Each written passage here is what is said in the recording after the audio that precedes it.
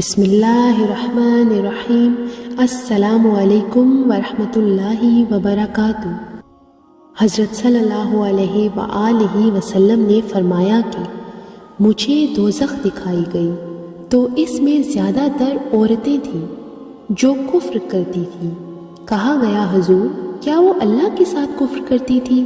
آپ صلی اللہ علیہ وآلہ وسلم نے فرمایا کہ خاوند کی ناشکری کرتی تھی اور احسان کی ناشکری کرتی تھی۔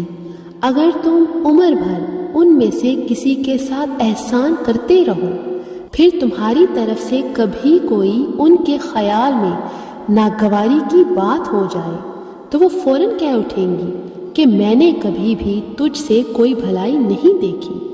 جزاک اللہ۔